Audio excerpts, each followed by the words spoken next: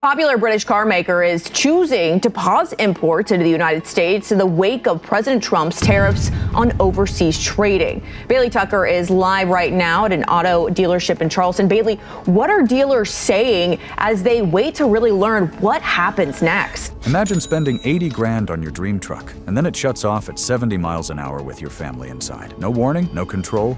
Just silence and panic on the highway. This isn't rare, and it's not bad luck. It's happening to thousands of drivers across America right now. Today, we're counting down the 5 most dangerous pickup trucks in America, and the one at the top could be the most shocking recall story yet. Let's start with number 5, Ram 1500. This is a truck that promised better fuel economy and smoother power delivery, but what owners are actually getting is something far more dangerous. Complete engine stalls at highway speeds with absolutely no warning. Let me paint the picture for you. You're merging onto the interstate, you're doing 65 miles per hour, traffic is heavy, and suddenly your truck just dies. No check engine light beforehand, no limp mode to give you a heads up, just complete loss of power while you're surrounded by semi-trucks and fast-moving traffic. And here's the part that makes this go from bad to terrifying. When the engine dies, you also lose power steering, and your brake booster stops working. So now you've got a 5,000-pound truck that you can barely steer and can barely stop, all while traffic is bearing down on you at highway speeds. This isn't a hypothetical scenario. This is happening to real owners right now. NHTSA complaint documents exactly this situation. A driver in Arizona reported that their 2022 Ram 1500 with e-torque lost all propulsion at 65 miles per hour on Interstate 10. They nearly got rear-ended by a semi-truck because the vehicle went from cruising speed to dead weight in less than 2 seconds. The driver managed to coast to the shoulder, but only after experiencing what they described as the most terrifying minute of my life. Now, Ram did issue a technical service bulletin. They finally admitted what owners had been screaming about for months. The 48-volt battery module in the e-torque system can suffer what they call intermittent propulsion loss. That's corporate speak for your truck might just shut off randomly. The TSB recommends a software update to the hybrid control module,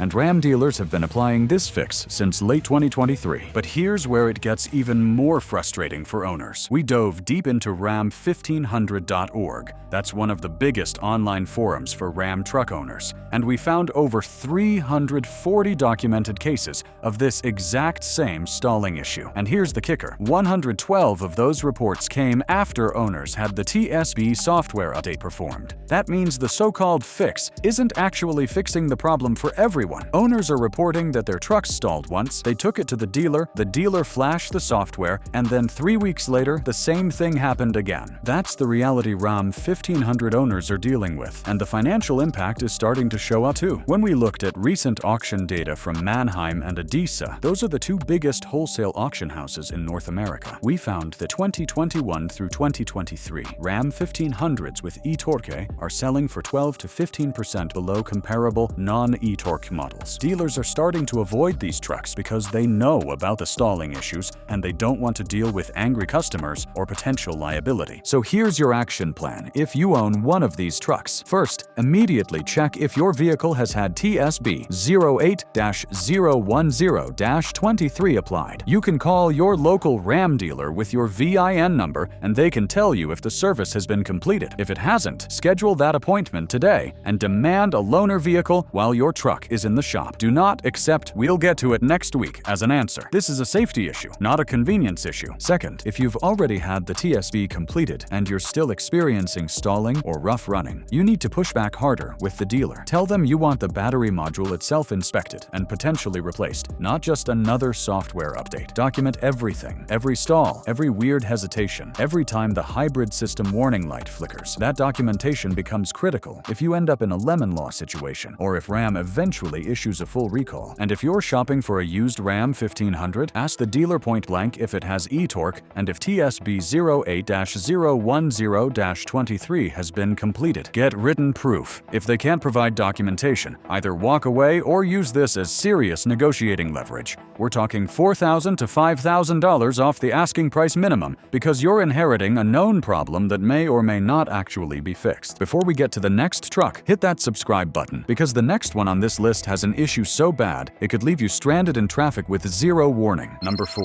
Chevrolet Silverado and GMC Sierra. This is actually a 2-for-1 special, and not in a good way. The 2020 through 2022 Chevrolet Silverado 1500 and GMC Sierra Sierra 1500, specifically the models equipped with the 10-speed automatic transmission and GM's integrated brake system. We're grouping these together because they share the exact same platform and the exact same catastrophic brake defect. Here's what's happening. Owners are reporting sudden and complete brake pedal fade. You're driving along, you need to stop, you press the brake pedal, and instead of firm resistance and strong stopping power, the pedal goes straight to the floor with little to no braking force. Imagine you're coming up to a red light, you hit the brakes at your normal stopping distance, and nothing happens. You push harder, still nothing. Now you're standing on the pedal with both feet, and the truck is barely slowing down. That's the nightmare scenario owners are living through, and it's happening in trucks with as few as 15,000 miles on them. General Motors knew about this problem for over a year before they finally issued a recall, and even when they did, they tried to downplay the severity. Initially, GM classified this as a customer satisfaction concern rather than a safety defect. Let that sink in for a second. Brakes that don't work aren't a safety issue, they're just a satisfaction problem. It took the National Highway Traffic Safety Administration stepping in and opening an investigation before GM reluctantly upgraded this to a full safety recall. This recall covers approximately 820,000 trucks. That's not a mistake. 820,000 vehicles for what GM describes as a vacuum pump failure that can result in reduced braking performance. But reduced braking performance is putting it mildly. What we're actually talking about is brake pedal fade so severe that owners are going through intersections, rear-ending other vehicles, and in some cases leaving the roadway entirely because they simply cannot stop. The root cause is a failed vacuum pump in the brake booster system. When this pump fails, you lose the power assist that makes modern brakes easy to press. Technically, the brakes still work, but now you need to push the pedal with extreme force to get any stopping power. And in a panic situation, most drivers aren't prepared for that sudden change. By the time they realize what's happening and adjust their braking technique, they've already traveled 50 to 100 feet further than they intended. But here's where this story gets even more infuriating. A class action lawsuit was filed in October 2023, alleging that General Motors deliberately delayed issuing this recall to avoid negative publicity during their peak truck selling season. Internal emails supposedly showed GM executives were aware of the brake complaints as early as December 2021, but they didn't issue the recall until September 2023, almost 2 years later. During that time, GM sold hundreds of thousands of these trucks to unsuspecting customers while knowing there was a potentially fatal brake defect. We spoke with an owner in Texas who bought a 2021 Silverado 1500 in March 2022. He was towing his 28-foot camper through hill country when his brakes went soft coming down a grade. He described the pedal as feeling mushy, like I was pressing on a sponge. He managed to downshift and use engine braking to slow down, but he said if he'd been in heavier traffic or on a steeper grade, he's not sure he could have avoided an accident. When he took the truck to his Chevrolet dealer the next day, the service advisor test drove it, said everything felt within specification, and sent him on his way. 2 months later, the recall was issued for the exact problem he'd reported. That's the level of denial and gaslighting owners are dealing with. Even when they report the symptoms, dealers are trained to say everything is fine until there's an official recall, or TSB. And in the meantime, owners are driving around in trucks with defective brakes, putting themselves and everyone around them at risk. If you're shopping for a used Silverado or Sierra from these model years, verify the recall completion before you hand over any money. Ask for documentation. Get the repair order that shows the vacuum pump was replaced. If the dealer can't provide proof, either walk away or reduce your offer by $3,500 to $4,000 because that's the risk you're taking on. Brake failure is absolutely terrifying, but the next one takes it to another level because this defect can destroy your truck even when you're not driving it. Number 3. Ford F-150 EcoBoost. Now we're not talking about transmission problems or electrical gremlins here. We're talking about engine fires that start in parked trucks, fires that have destroyed vehicles, garages, and in some tragic cases, entire homes. The recall covers approximately 350,000 trucks, but here's what makes this an absolute scandal. Internal Ford documents that came out during litigation show that Ford engineers identified this fuel injector cracking issue all the way back in 2018. That's 3 years before the recall was issued. 3 years where Ford kept selling trucks with defective fuel injectors while customers' vehicles were catching fire in driveways, parking lots, and garages. Let me tell you about one specific case that really highlights how badly Ford dropped the ball here. An owner in Michigan, we'll call him Robert to protect his privacy, bought a 2020 F-150 Lariat with the 3.5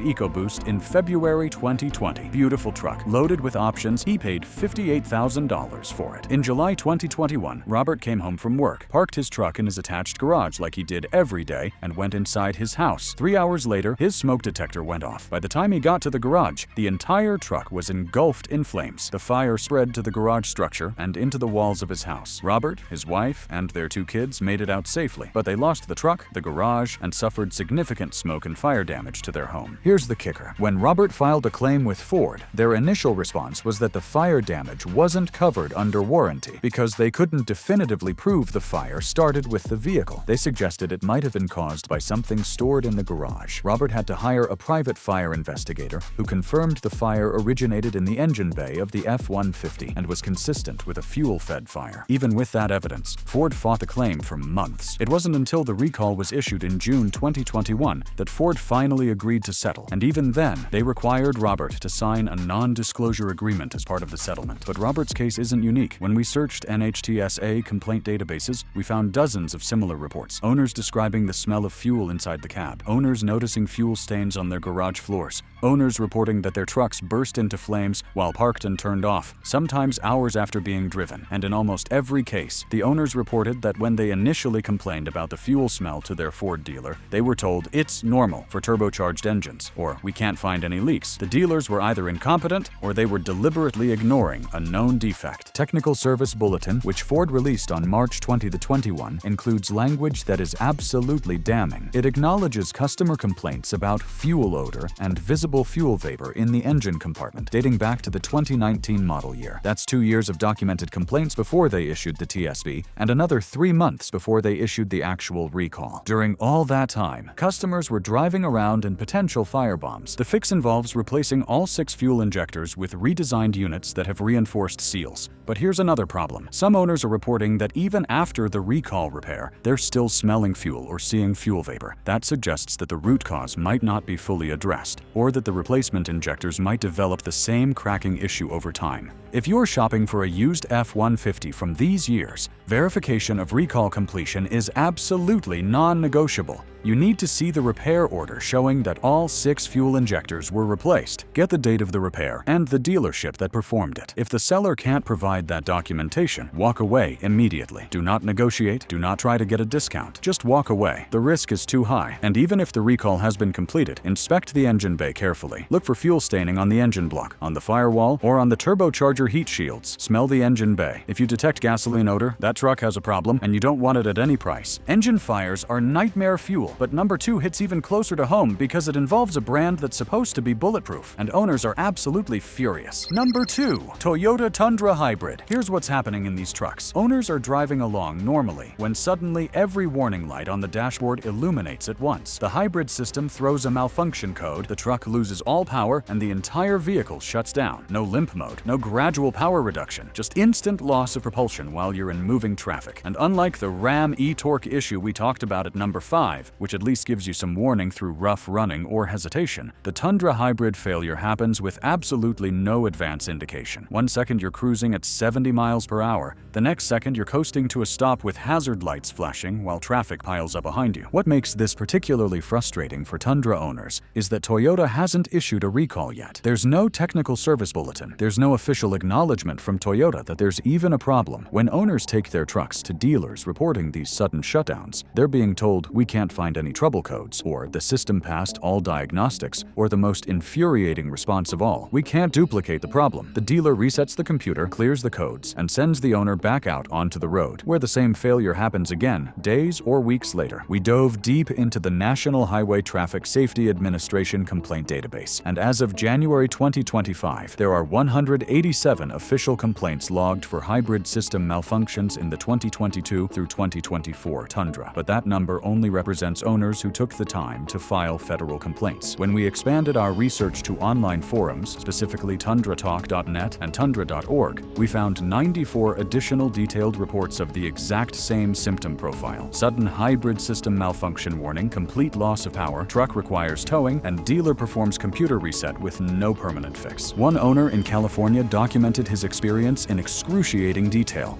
He bought a 2023 Tundra iForce Max Platinum in June 2023, and in November 2023, while driving on Highway 101 during rush hour, his truck suddenly displayed hybrid system malfunction and shut down completely. He managed to coast to the shoulder, but he was nearly rear-ended by 2 different vehicles because the shutdown happened so suddenly that drivers behind him didn't have time to react. He had the truck towed to his Toyota dealer, where technicians kept it for 4 days running diagnostics. They found nothing wrong. They updated the hybrid hybrid control module software and told him the truck was fixed. But here's what's really concerning. Toyota's official position seems to be that they're monitoring the situation and investigating customer reports. That's corporate speak for, "We're hoping this doesn't turn into a big enough problem that we're forced to issue a recall." Meanwhile, owners are stuck driving trucks that could shut down at any moment, and they have no idea if today's commute will be the one where their truck dies in the middle of a busy intersection or on a highway. We reached out to several Toyota dealerships to ask what they're telling customers about this issue. Off the record, service managers admitted they're seeing these failures, but Toyota hasn't given them any guidance on how to fix the problem permanently. One service manager in Texas told us, "We've had 6 Tundra hybrids with the same complaint in the last 4 months. We do the software update, we test the battery system, everything checks out fine, and then a month later, the customer is back with the same problem. We've escalated this to Toyota corporate multiple times, but we're not getting any answers." If you're shopping for a used Tundra, here's our recommendation. Avoid the iForce Max hybrid models entirely until Toyota issues a fix. The non-hybrid Tundra with the standard twin-turbo V6 has been rock solid and hasn't shown any of these hybrid system issues.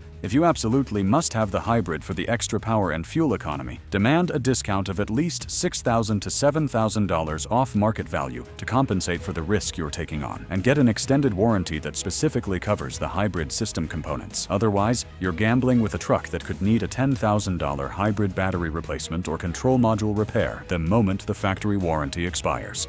And last but not least, number 1, Nissan Titan XD. This is the truck that should terrify every owner because it doesn't just have one critical defect. It has 3 separate potentially fatal problems happening simultaneously, and Nissan's response has been to deny, delay, and blame the customers. Let's start with defect number 1, catastrophic steering rack failures. Nissan issued recall covering approximately 43,000 Titan and Titan XD trucks for complete loss of power steering assist. When this failure happens, the steering wheel becomes extremely difficult to turn, especially at low speeds or when parking. But here's the nightmare scenario. Some owners are reporting that the steering doesn't just get heavy, it locks up entirely. Imagine you're driving down the highway and you need to make a lane change to avoid debris or a stopped vehicle, and your steering wheel simply won't turn. You're putting all your strength into it and the wheel is fighting you. Now here's where it gets worse. Multiple owners report that even after having the recall repair performed, which involves replacing the steering rack entirely, they're still experiencing steering problems. One owner on TitanXDForum.com posted that they had the recall repair done in April 2023, and in September 2023, just 5 months later, their steering failed again while backing up a trailer. The replacement steering rack had failed just like the original one. When they took it back to Nissan, the dealer said the second failure was normal wear and tear and wouldn't be covered under warranty even though the truck only had 38,000 miles on it. The Titan XD has an integrated brake controller built into the truck's electronic systems, which is supposed to automatically apply the trailer brakes in coordination with the truck's brakes when you're towing. But owners are reporting that the system is either applying the trailer brakes too aggressively, causing the trailer to lock up and push the truck forward, or not applying them at all, leaving the entire weight of the trailer pushing on the truck during braking. Then there is the high-pressure fuel pump failure on the Cummins diesel engine. Technical Service Bulletin admits that the fuel pump can fail without warning, causing either a no-start condition or sudden engine stalling while driving. And unlike the hybrid issues we discussed with the Tundra, this isn't a slow power loss. This is the engine shutting off instantly because it's not getting fuel pressure. When that happens in a heavy-duty diesel truck while you're towing, you lose power steering, you lose brake boost, and you're dealing with potentially 12,000 pounds of combined truck and trailer weight that you can barely control. The real scandal here is that Nissan hasn't issued a recall for the fuel pump problem. It's only covered under a technical service bulletin, which means if your truck is out of warranty, you're paying for the repair out of pocket. And we're not talking about a cheap fix. A new high-pressure fuel pump for the Cummins engine costs $2,400 to $2,800 installed. Multiple owners have reported having to pay this amount for a failure that Nissan has admitted is a known defect covered under TSB. A class action lawsuit was filed in California in September 2024, alleging that Nissan knowingly sold Titan XD trucks with defective steering racks and refused to honor warranty coverage even after the recall was issued. The lawsuit claims that that Nissan instructed dealers to classify steering failures as normal wear or driver abuse to avoid performing warranty repairs. Internal service bulletins supposedly show Nissan was aware of steering rack quality issues as early as late 2020, but continued using the defective parts through the 2022 model year. So here's where we stand. With the Titan XD, you've got steering that can fail catastrophically at any moment. You've got trailer brake controllers that are unreliable and dangerous when towing. And you've got fuel pumps that can die without warning, leaving you stranded or worse. And Nissan's response has been minimal recalls, denial of warranty coverage, and blaming customers for problems that are clearly design and manufacturing defects. These trucks are selling for 20 to 25% below comparable F-250 and Silverado 2500 models for a very good reason. They're unreliable, they're dangerous, and Nissan has shown they will fight warranty coverage every step of the way. Even at a massive discount, you're buying into a world of headaches and potential safety risks. There are too many better options in the heavy-duty truck market to justify gambling on a Titan XD. Now you know the truth. 5 trucks, 5 major risks, and thousands of angry owners. Don't let the automakers win. Drop a comment, tell us your experience, and hit subscribe so you're part of the community that fights back with real info, not dealer excuses.